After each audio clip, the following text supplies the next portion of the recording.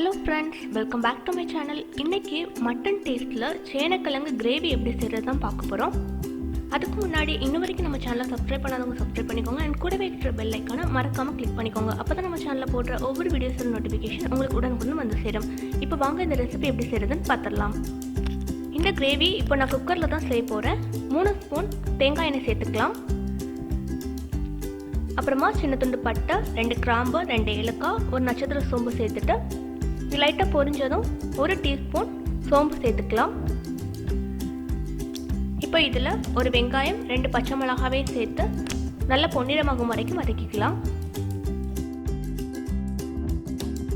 இது நல்லா வதங்கினதுக்கு அப்புறமா 1 ஸ்பூன் இஞ்சி பூண்டு விழுது சேர்த்து அதோட பச்சை வாசனை போடுற வரைக்கும் நல்லா வதக்கிக்கலாம். இது நல்லா வதங்கிடுச்சு. இப்போ 2 தக்காளி கட் பண்ணி வச்சுக்கிறேன், அதையும் இதில் சேர்த்துடலாம். தக்காளி வதங்குறதுக்கு கொஞ்சமாக உப்பு சேர்த்து நல்லா வதக்கிக்கோங்க. தக்காளி நல்லா வதங்கினதும் 1 டீஸ்பூன் வத்தல் பொடி, 1 டீஸ்பூன் மல்லிப்பொடி, 1 டீஸ்பூன் கரம் மசாலா, கடைசியாக 1 டீஸ்பூன் மஞ்சள் பொடி சேர்த்து ஒரு 2 நிமிஷம் நல்லா வதக்கிக்கலாம். இது நல்லா வதங்கினதும் இதில் இப்போ சேனக்கிழங்கு ஆட் பண்ணிடலாம்.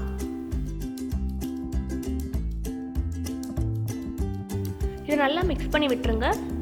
கிழங்கு வேகிறதுக்காக கொஞ்சமாக தண்ணி சேர்த்துக்கலாம்.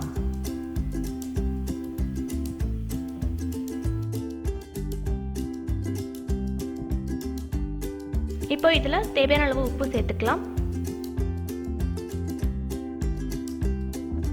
இது லைட்டாக கொதி வந்ததும் 1 கப் அளவுக்கு தேங்காய் மட்டும் அரைச்சி எடுத்துருக்கிறேன். அந்த பேஸ்ட்டை இப்போ இதில் சேர்த்துடலாம். கிரேவிக்கு தேவையான அளவு தண்ணி சேர்த்துட்டு நல்லா மிக்ஸ் பண்ணி விட்டுருங்க.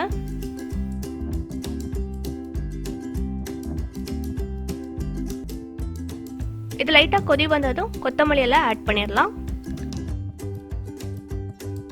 இப்போ குக்கர் க்ளோஸ் பண்ணிட்டு ஒரு 2 விசில் வச்சு இறக்கிடலாம்.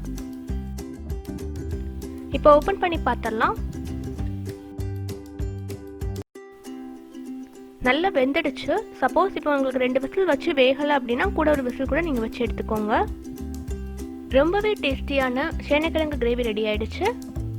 இந்த கிரேவி இட்லி தோசை கூட ரொம்ப டேஸ்டியாக இருக்கும். இந்த ரெசிபியை நீங்களும் ட்ரை பண்ணி பார்த்துட்டு உங்களோட கருத்துக்களை சொல்லுங்கள். இந்த வீடியோ உங்களுக்கு பிடிச்சிருந்தா லைக் பண்ணுங்கள், ஷேர் பண்ணுங்கள். இன்னும் சூப்பரான ரெசிபி பார்க்கலாம். until then bye and thanks for watching.